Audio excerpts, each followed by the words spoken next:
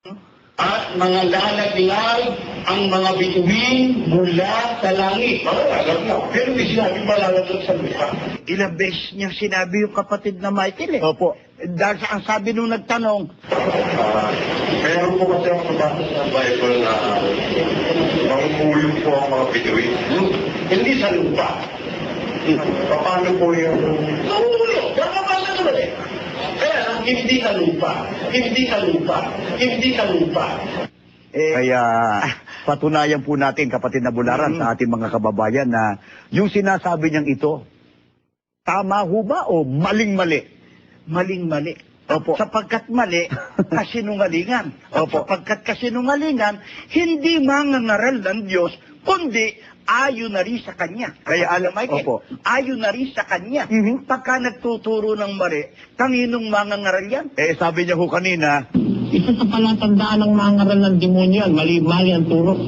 Ang sabi niya, At mga lalaglag ang mga bituin mula sa langit. Malalaglag. Pero hindi sinabi malalaglag sa lupa.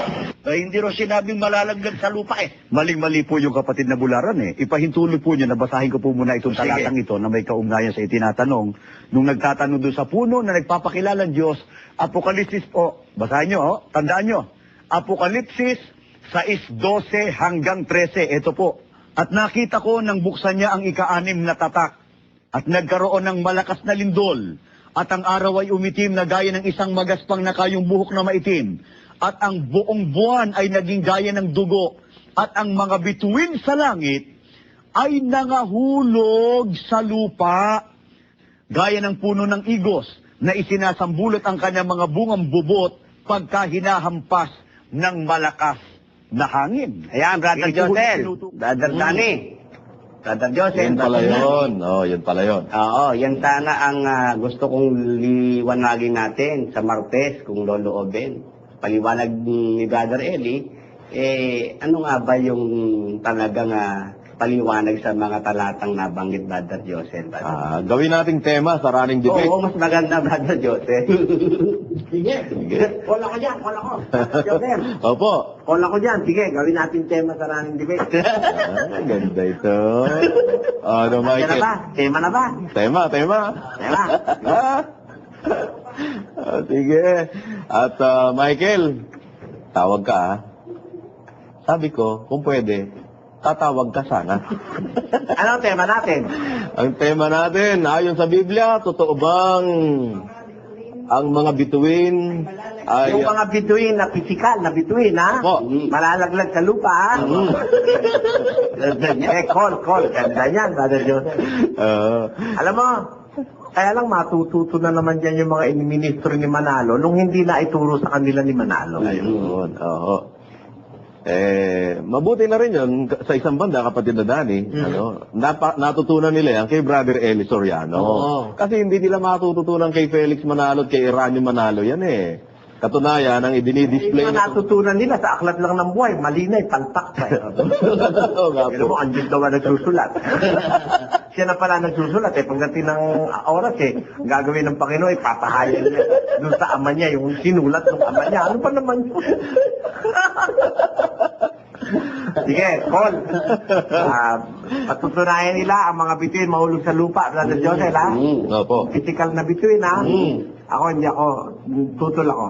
Ha? Brother Joseph. O ano, wala pa ba tayong tema ng running debate? Ayan po, ang ating tema. Ayon sa Biblia, totoo ba na ang mga bituin sa langit ay mga lalaglag sa lupa? Yung mga physical na bituin ang pinag-uusapan dito. Ha?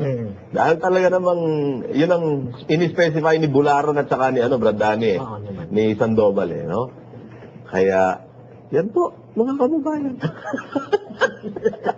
Susubaybayan po natin.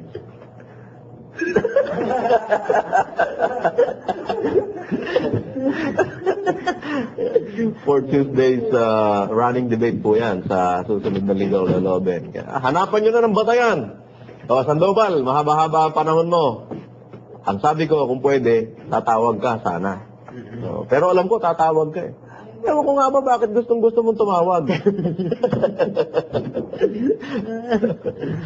Sige, tingnan natin kung maididepensa nila yung kanila sinasabi na yan. ikaw naman magaling lang kayo pagka nandiyan kayo, walang tumututol sa programa nyo at wala kasing bukas na linya na pwedeng makapasok yung mga caller para tutulan yung inyong sinasabi. Tingnan natin, kayo, inaanyayahan namin, ha? Bukas ang linya namin, patunayan nyo yung inyong sinasabi na yan. Kahit dyan sa tema lang na yan, Brad Danny. Natatawa ito. Sige, tayo po ay mayroon ba tayong ito pong ating ginagawang ito sa pangunguna ni Brother Eli Soriano. Kahit hirap siya sapagkat lagi ng si Brother Eli po ay hindi natin mahagilap ng personal dito sa ating studio. Pero magkagayon pa man sa pamamagitan ng telepono ay nagsisikap siyang mapaglingkuran tayo sa abot ng kanyang magagawa. Saan po man naroroon si Brother Eli, kapatid na Diyos sila naman. Sana po mag-iingat kayo at yun na.